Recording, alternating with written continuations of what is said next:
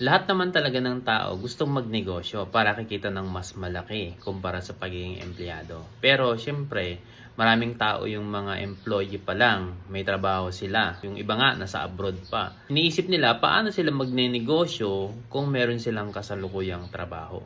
Nag-decide na lang sila, karamihan, na saka na lang magnenegosyo kapag ka nag-retire na sa trabaho. Ibig sabihin, pagka tumanda na sila. Kasi siyempre wala nang pagkukunan ng income kapag ka nag-retire na sa trabaho, kaya magnenegosyo na lang. At ang gagamiting pang nenegosyo ay yung retirement fund na makukuha nila sa kanilang mga trabaho ngayon. Yun nga lang, sa akin, hindi na ako nagtatrabaho, pero hindi pa naman ako retirement age kasi I'm 40 years old pa lang naman. At sinimulan ko itong ginagawa kong negosyo ngayon, 11 years ago pa. Ginawa ko siyang part-time noon. Ngayon, 6 years na akong walang trabaho.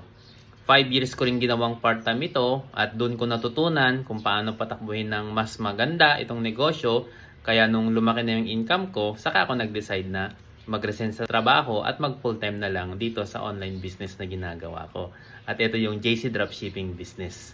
Kung interested kang malaman, gusto mo rin gawin ito, i-message mo ako, tutulungan kitang makapagsimula. 17,888 pesos lang yung binuhunan ko dito. Pero yung income ko dito, unlimited dahil ako yung nagdidikta kung magkano yung kikitain ko kada linggo.